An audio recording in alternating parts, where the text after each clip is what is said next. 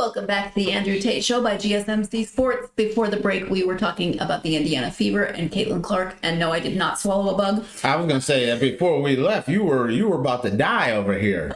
I thank you for caring, I think. We are moving on from the WNBA to the NBA and the NBA draft. Bronny James, the son of NBA superstar LeBron James, has officially declared for the 2024 NBA draft, foregoing his remaining college eligibility.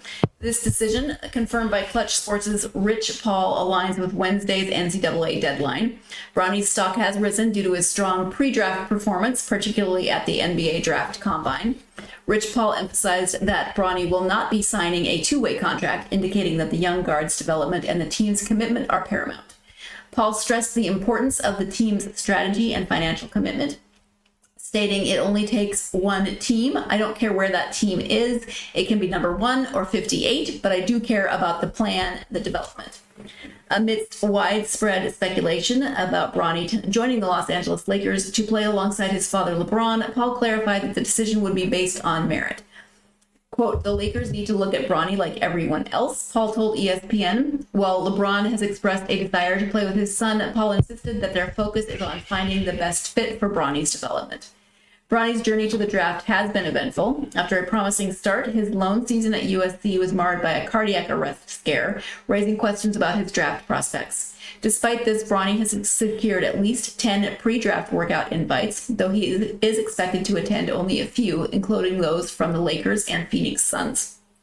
Currently, Bronny is projected as a second-round pick, with Clutch Points mock draft placing him at number 46 with the Los Angeles Clippers, and ESPN ranking him as the number 54 prospect.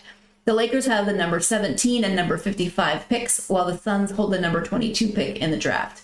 Despite speculation, Paul dismissed the notion of Bronny joining a team solely to facilitate LeBron's move. Rich Paul's strategic handling of Bronny's pre-draft process underscores a commitment to finding the right team and environment for Bronny's growth. With less than a month until the draft, the basketball world is eager to see where Bronny James will land and how his professional career will unfold. We have been hearing about Bronny James for years, and now we are at the point where we're going to find out where he's actually going to go. What are your thoughts? Okay, I heard some interesting things about Bronny the other day. That it's like, I've never seen a player quite like this, where the hype for Bronny is just unreal. And it's strictly because of who his dad is. I'm not hating on him. I think people make it out to be a bad thing that Bronny is getting special treatment because of his dad. Well, his dad is LeBron James, the greatest scorer in NBA history. One of the, I don't care where he is, I don't care who you are. You're gonna have to agree with this one. One of the 5 greatest players in history. Some people have him number 1. Most people have him 1 or 2 or at least 3. He's one of, and the possibility that there was talk for a long time that LeBron wants to play with his son. You sign Bronny, there's a chance you could get LeBron, who is a free agent. Now, so there's a lot of hype with that because of his dad. Now, here's the question that I would say. They talk about Bronny and they say, he wants to do his travel his own path and cares about going to the right team and his agent and things like that. Well, guess what? If there's a second round player in the draft right now, pick any player that is designated for the second round, okay? First off, no one gives a crap about what his agent is saying. It's lucky to even have an agent. Then you look around and you say, how many NBA players that are designated to be a second round player that only averaged 4.8 points a game at USC, then turns out when he made it to the NBA Combine, they measured him and he ended up being 3 inches shorter than what they said he was. Now let that marinate. 4.8 points a game, and he actually measured 3 inches shorter than he was expected. What were they measuring with? You know, and that's the thing. And can I just interject? Sorry, not to mention. Go ahead. I mean, for me, just as someone watching his cardiac arrest scare, I think it was terrifying at the time, and I would think for me, it would play into that decision. Oh, it absolutely does. When you figure in, like I said, 4.8 points a game, you figure in 3 inches shorter, had a cardiac arrest scare. Name a guy that would even get drafted, a second rounder. If he wouldn't even be invited to the NBA Combine if it wasn't for who his dad was. And you know what? There's nothing wrong with it. Embrace it. There is nothing wrong with using the assets that you have. And the asset that he has is, my dad is LeBron James. Because if you're a player with that resume, 3 inches shorter, cardiac arrest, 4.8 points a game, and you have an agent that says he's not going to accept two-way contracts. Either you're dedicated to him or you're not. Well, guess what? You add that to the list. You know, that would never, ever happen. Then, on top of that, 10 teams wanted to meet with Bronny. And from what I've seen, Bronny has turned them all down except for the Phoenix Suns and the Los Angeles Lakers. That means 8 teams he has turned down. Nope, 7 to 8 teams he's turned down. Thank you for the invite, but I am not interested in talking to you. What second round player, number 50, rated around 54 is his rating, would ever have that cachet? He is benefiting from LeBron being his dad, and there's nothing wrong with it. Hell, I would like LeBron to be my dad. Give me the extra cachet. That's you know what I mean. Take advantage of what you have. I don't have a problem with it.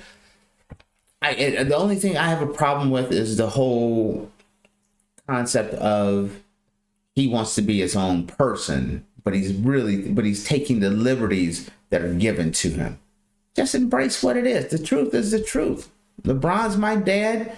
If you don't like it, tough crap, but these are my rules because they're the Bronny James rules. What do you think about the choices that he's making in terms of not going to more of those invitations, and B, deciding to opt out of his collegiate experience maybe early? I think it's smart. It's incredibly smart. His dad is 40 years old. His dad is putting up massive numbers. His dad is a free agent. His dad gives Bronny all the leverage in the world. The Lakers want him to come back with the Lakers. There are teams that's like, maybe if we sign him, LeBron's a free agent. Maybe he can, you know, LeBron will come play with us. Like they're talking about the Phoenix Suns. The Phoenix Suns, they don't have a lot of cap room, but they got a lot of stars. And they're like, we can sign Bronny, we can develop Bronny for the future, and maybe we can get LeBron to come play for us for league minimum, put Kevin Durant, Bradley Beal, Booker, and all those guys together on one super team and make a run at the championship. Why wouldn't you make that attempt? Matter of fact, I'm going to say, I don't even understand why the Knicks aren't making a louder noise. Listen, we want Bronny, we want LeBron James. If I'm the Miami Heat, if I'm the Philadelphia 76ers, anyone that is contending for a championship, the Cleveland Cavaliers, I'm making my play. It wouldn't even surprise me. This is the thing that I'm waiting on the hammer to drop is there's a lot of owners out there that want to stick it to the Lakers. There's a certain level of envy and jealousy or whatever it is that they have against the Lakers. And I could see some owner out there saying, you know what? Screw it. I'm drafting Bronny so that they don't get him. Because it's kind of like a foregone conclusion that the Lakers, if Bronny slides to the second round and it gets to their pick, they're picking Bronny with the second pick. The question is, are the Lakers willing to use their 17th pick on Bronny? That's the question, because more than likely you're going to be able to get him in that second round. But you could see a team just going out there and just saying, you know what? We're not doing the Lakers any favors. What happens if the San Antonio Spurs is like, you know what? The heck with the Lakers, the heck with LeBron. We're going to draft him just so you don't have him. Or, hey, if you want to go play with your son, you come here. We'll sign you for a veteran minimum, and we'll be happy to have you. But we're not going to let him slide to the Lakers. I could easily see that happening, and that's when things get interesting. That's the biggest story that the most intriguing concept is there going to be someone that tries to pull, the carpet from up under them and snatch Bronny up before the Lakers get to him? That's the reason why I am most intrigued by this one, because I know the level of, we don't want the Lakers to get they get too much as it is. So we're going to make them not get what they want, which is Bronny, and bringing LeBron back. So that's the interesting thing that I want to see, is who is going to actually try and get Bronny.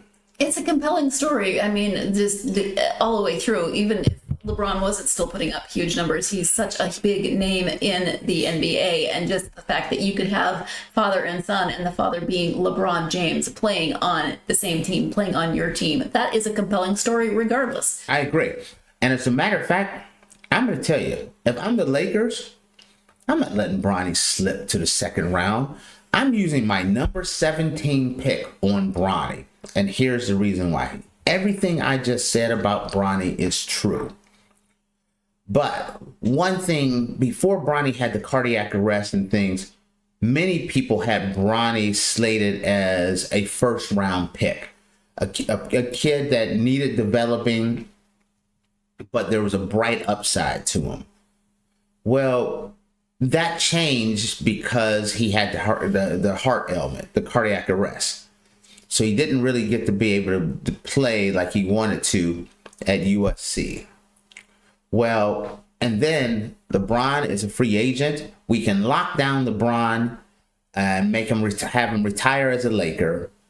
We can get Bronny James as a future prospect. The cachet that comes with it, everything that comes with it. I would take LeBron.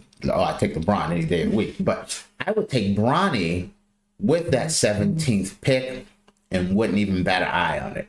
17, in this draft, the first 6 to 8 picks, 6 to 10 picks, let's say, okay, they're impact players. Number 17, there's no guarantee on that one. I would rather take a Bronny who was once projected as a number 1 pick. I get LeBron James, I get to lock LeBron in, and I have a player that I could develop and make him a role player. I'm taking that move. I'm making the move, and I'm moving him to 17.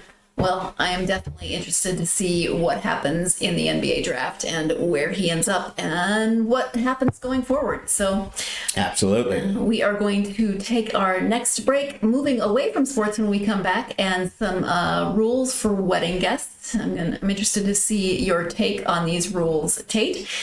You are tuned into the Andrew Tate Show by GSMC Sports, and we will be right back.